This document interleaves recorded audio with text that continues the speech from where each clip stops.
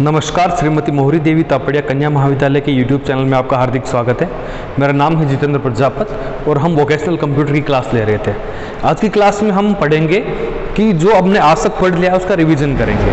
क्यों करेंगे रिवीजन? क्योंकि अगला जो आपका टॉपिक आने वाला है नंबर सिस्टम, वो बहुत ही इम्पोर्टेंट और एक मैथमेटिकल जो चीज़ें होती हैं उनको समझने के लायक है।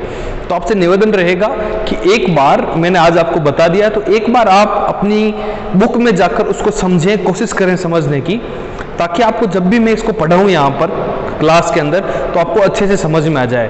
और इसका जो आप बैकग्राउंड में जो आप देखें, बैकग्राउंड में अपन ने जो भी पढ़ा है उसको आप भूलें ना, क्योंकि ये वो प्रैक्टिकल थोड़ा पार्ट है और अभी तक जो हमने पढ़ा था वो थोड़ा थ्योरी पार्ट है। तो मैं आशा करता हूँ कि आपको ये चीज़ें समझ में आएगी। तो आज हम वापस शुरू करते हैं कि कंप्यूटर क्या होता है। जैसे डॉक्टर होता है, जैसे लॉयर होता है, जैसे कैलकुलेटर होता है, वैसे ही कंप्यूट करने वाली मशीन को कंप्यूटर कहते हैं। ये एक बेसिक सी चीज़ है। इसके अंदर डेटा होता है, उसको प्रोसेस किया जाता है और इन्फॉर्मेशन प्राप्त होती है। डेटा क्या होता है? वो डेटा, वो इन्फॉर्मेशन कह सकते हैं, फिर वो रॉ मटेरियल होता है जिसके अंदर आप कंक्लूजन पे नहीं पहुंच सकते, किसी डिसीजन को नहीं ले सकते। इन्फॉर्मेशन क्या होती है? वो डेटा होता है जिसके ऊपर आप कंक्लूसिवली कोई डिसीजन ले सकते हो। उसकी विशेषता क्या है कंप्यूटर की?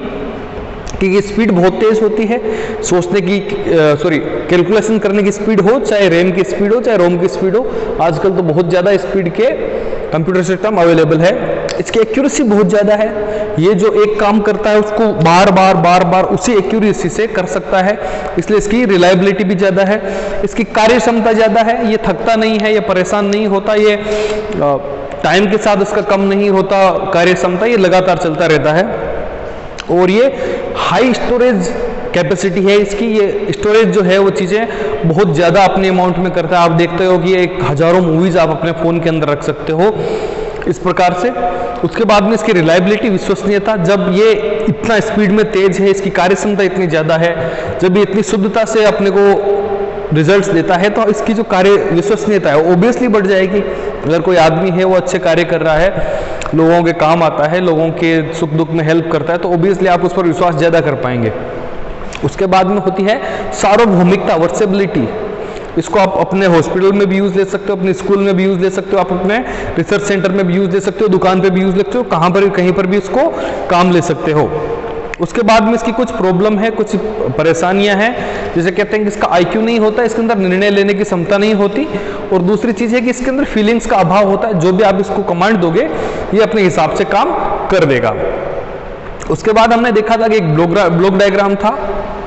इसके अंदर हमने देखा कि इनपुट यूनिट थी, इसके अंदर CPU था, कंट्रोल प्रोसेसिंग यूनिट, उसके अंदर भी मेमोरी, ALU, CU, इसके बीच में ट्रांजैक्शन हो रहा था, और वहाँ पर आउटपुट यूनिट था। ये हमने बेसिकली एक डायग्राम पढ़ा था जिसके तहत हम ये समझ पा रहे थे कि कंप्यूटर किस प्रकार से काम करता है। एक सामान्य जो है चीज़ें वो कंप्यूटर में कैसे होती है और प्रोसेस कैसे होता है। कोई भी इंस्ट्रक्शन डालोगे तो इन प्रोसेस के थ्रू तो जरूर निकलेगा वो, ठीक है। उसके बाद हमने पढ़ा कि इनपुट डिवाइसेज अलग अलग हो सकती है, आउटपुट डिवाइसेज अलग अलग हो सकती है। इनपुट डिवाइसेज क्या होती है? जिसके तहत अपन डाटा डालते हैं। आउटपुट डिवाइस क्या होती है? जिसके तहत हम इंफॉर्मेशन को प्रकट करते हैं। स्टोरेज यूनिट क्या होती है? जिसके अंदर हम अपने जो डेटा हमने डाला है, कंप्यूट होने वाला है, कंप्यूटर के अंदर है, उसको सेव करते हैं ताकि उसको अगली बार देख सकें और या फिर उसको अभी भी यूज ले सकें।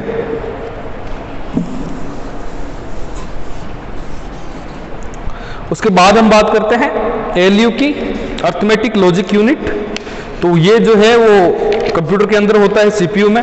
CU होता है कंट्रोल यूनिट, कि किस वाले पार्ट का रोल कब आएगा और इसको किस प्रकार से यूज लिया जाएगा, उसको अपन CU में डिफाइन करते हैं। और उसके बाद ये जो दोनों चीज़ें होती है वो CPU के अंदर होती है, जैसे मैंने यहाँ पर बताया था। तो CPU जो है वो एक तरीके से ब्रेन होता है, दिमाग होता है कंप्यूटर का, जो कि आपके सारे जो आप काम उसके अंदर देते हैं उनका यूज लिया जाता है। फिर हमने पढ़ा था कि किस प्रकार से अबेकस ने कंप्यूटर दुनिया को बदला था एक बार, क्योंकि वो एक पहली डिवाइस थी जिसके अंदर मैथमेटिक्स कैलकुलेशन कर सकते थे अपन। उसके बाद पास्कलाइन आया था। पास्कलाइन ने किस प्रकार पास्कलाइन मैकेनिकल और डिजिटल कंप्यूटर था ये। पहला। उसके बाद में जेकार्ड लूम ने पंच कार्ड का उपयोग किया था। उसके बाद चार्ल्स बेबेज का डिफरेंस इंजन, इसको क्यों कहते हैं? क्योंकि इसके अंदर इलेक्ट्रॉनिक्स जो चीजें थी वो यूज ली गई थी, इसलिए हम उसको मानते हैं कि पहले कंप्यूटर या फिर कंप्यूटर का जनक कहा जाता है। कंप्यूटर का जनक किसे कहा जाता है? चार्ल्स बेबेज को। चार्ल्स बेबेज का कहा जाता है कंप्यूटर का जनक कहा जाता है। ये केवल आपके बीए पार्ट में आगे आप कहीं पर कोई कंपटीशन का एग्जाम दे रहे हैं उसके अंदर भी आपको पूछा जा सकता है। होलोरिथ मशीन क्या है? वो भी मैंने आपको बताया था कि वो पंच इलेक्ट्रोमैकेनिकल पंच कार्ड पर आधारित मशीन थी। उसके बाद हमने मार्क 1 देखा और उसके बाद इंपॉर्टेंट चीजें आई थी कि जो कंप्यूटर की अलग अलग पीढ़ियां थी वो कौन सी थी और उनके अंदर क्या क्या बदलाव आए। जैसे पहली पीढ़ी के अंदर हम वैक्यूम ट्यूब्स का यूज कर रहे थे, दूसरे में के अंदर हम ट्रांजिस्टर का उपयोग कर रहे थे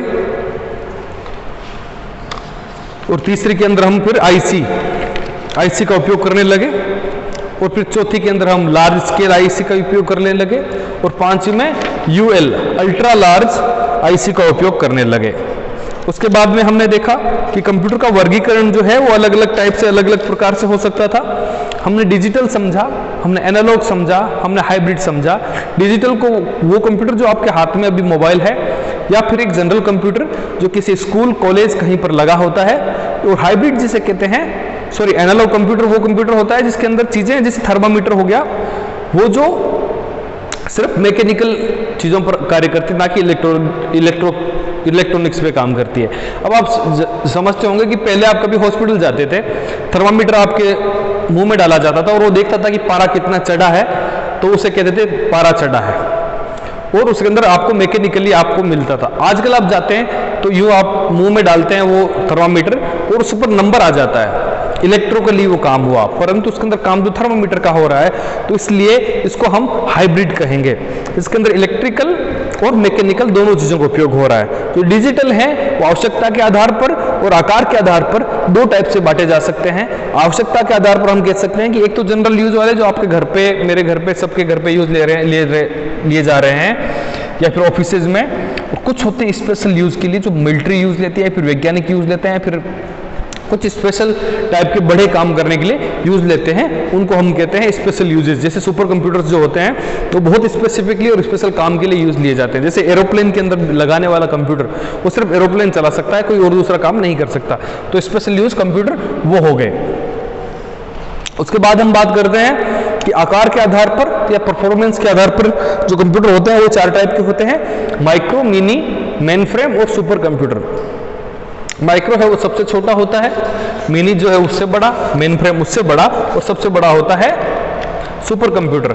अब इनके अंदर क्या है, इनका आकार जो है वो बढ़ता जाएगा, इनकी परफॉर्मेंस बढ़ती जाएगी, ठीक है, और पोर्टेबिलिटी जो इनकी है वो घटती जाएगी जैसे ही हम माइक्रो से सुपर की तरफ बढ़ेंगे, ठीक है। ये हमने पढ़ा।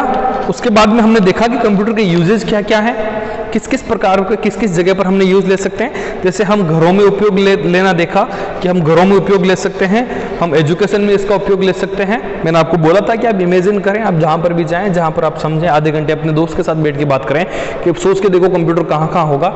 आप एक बार इसका डिस्कशन कर लेंगे तो आपके अगर एक क्वेश्चन कहीं पर भी आ जाएगा तो देखो बहुत बार क्या होता है कि आपको पता होता है कि कंप्यूटर के यूजेस कहाँ कहाँ पर है, परंतु जब एग्जाम में क्वेश्चन आता है तो आपको यह समझ में आता है कि मैं लिखूं क्या, मैं किस तरीके से उस चीज को डिनोट करूं, उसको प्रभावी ढंग से इसको मैं एक्सप्रेस कैसे करूं, इसको प्रभावी ढंग से लिखूं कैसे। तो उस सिचुएशन को, क्योंकि आप ये ट्राई कर सकते हो, अगर आप मेरा वीडियो देख रहे हैं तो आप एक वीडियो को यहां पर पॉज करके कोशिश करो कि आप 10 लाइनें या फिर 15 लाइनें ऐसी लिखो कंप्यूटर के यूज को लेकर कि यहां कंप्यूटर यूज होता है, वहां कंप्यूटर यूज होता है, यहां कंप्यूटर यूज होता है। आप समझेंगे कि आप 5-7 लाइनों से ज्यादा लिख नहीं पाएंगे।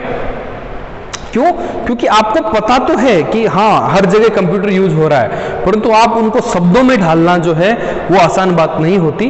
तो इसके लिए क्या है, दो चीजें, पहले तो आप बुक्स में पढ़ लें तो आपको बुक्स में समझ में आएगा। सेकंड, आप अपने दोस्तों के साथ, अपने भाई बहन के साथ डिस्कशन करें कि तू बता कैसा लग रहा है तेरे को कंप्यूटर कहाँ यूज आता है? तो बोलेगा मैं एक बार बैंक में गया था, बैंक में काम आता है। अच्छा, बैंक में काम आता है। फिर मैं एक बार स्कूल, आजकल स्कूल जाते हैं तो स्कूल में काम आता है। ठीक है, स्कूल में काम आता है। फिर मैं प्लेन में वहाँ पर टिकट बुक करवाने जाते हैं, वहाँ पर काम आता है। ठीक है, वहाँ काम आता है। तो ऐसे आपको समझ में आएगा कि कहाँ कहाँ चीज़ें काम आती है, और अगर आपको इस तरीके से आपने डिस्कस करके समझा तो आप कभी उसके भूल भी नहीं पाओगे। शिक्षा में उपयोग हो गया, ऑफिस में उपयोग, जनोपयोगी मतलब जो सामान्य जनता है उनके उपयोगी जो स्थान होते हैं, जैसे पुलिस स्टेशन हो गया, बैंक हो गया, शॉपिंग मॉल हो गया, वहाँ पर आजकल रहते हैं। बैंकिंग में उपयोग, वर्चुअल रियलिटी में उपयोग, मैंने पिछली बार समझाया था आपको कि वर्चुअल रियलिटी क्या होती है।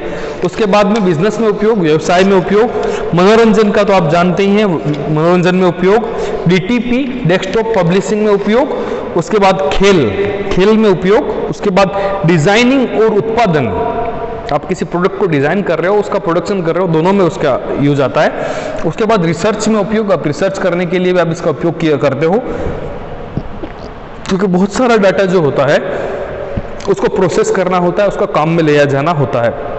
उसके बाद मिलिट्री में उपयोग, मिलिट्री की जैसे जो सैटेलाइट होते हैं, जो उपग्रह होते हैं, उनको कंट्रोल करने के लिए भी यूज लिया जाता है। वैज्ञानिक कार्यों के लिए उपयोग किया जाता है। रोबोटिक्स में उपयोग किया जाता है। रोबोटिक्स के अंदर क्या होगा, कंप्यूटर के रोबोट जो है वो मैकेनिकल है, उसको यूज लेने के लिए उसको किस प्रकार से कैसे मूव करेगा रोबोट, उसके लिए कंप्यूटर का उपयोग किया जाता है।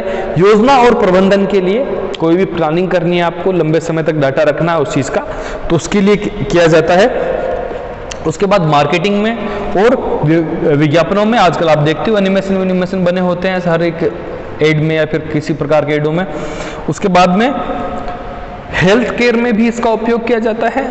किसी भी मरीज को अच्छे से अच्छी सुविधा प्राप्त करवाने के लिए, उसको बेहतरीन हेल्थ केयर सर्विसेज प्रोवाइड कराने के लिए भी हम करते हैं। उसके बाद में कला के क्षेत्र में आप देखते हैं कि मूवीज़ बनती हैं, मूवीज़ रिलीज होती है, वो सब चीज़ें जिसके अंदर एनिमेशन भी होता है, लाइटिंग का भी जो प्रयोग है, जो कंट्रोल किया जाता है, वो आजकल कंप्यूटर के माध्यम से किया जाता है। उसके बाद में वैज्ञानिकी में और फिर अन्य बहुत सारे काम हैं जिनके अंदर हम कंप्यूटर का प्रयोग करते हैं। तो ये था आपका बेसिक, इतने दिनों में हमने जो भी पढ़ा उसका समराइज, उसका रिवीजन। तो मैं आशा करता हूं कि यहाँ तक आपको बिल्कुल समझ में आ गया होगा, क्योंकि अब हम थोड़ा स्टेप अहेड होने वाले हैं। ये तो बहुत जनरल था, अब हम एक स्टेप आगे चलने वाले हैं। डरने की कोई जरूरत नहीं है। अगर आप किसी को भी मैथ्स नहीं आती हो या फिर आप मैथ्स से डरते हो तो आप इस क्लास को थोड़ा ध्यान से देख लीजिएगा। हम बहुत आसानी से, मतलब बहुत सिंपल तरीका क्या होता है कि जिसे आप समझ पाओ, अपन उस तरीके से समझेंगे और आपको चिंता लेने की कोई ज़रूरत नहीं है। आपको कोई भी डाउट आए, कोई भी प्रॉब्लम आए, आज तक जो भी पढ़ा है उसमें कोई इशू हो तो आप मुझे मैसेज कर सकते हैं। आप मुझे बता सकते हैं कि मुझे ये समझाना है, मैं आपको समझा दूंगा। हमारी वीडियो को देखने के लिए बहुत बहुत धन्यवाद। इस वीडियो को लाइक करें, चैनल को शेयर करें और हमारे चैनल को सब्सक्राइब भी करें। अपने स्वास्थ्य का खूब ध्यान रखें। धन्यवाद। Take care.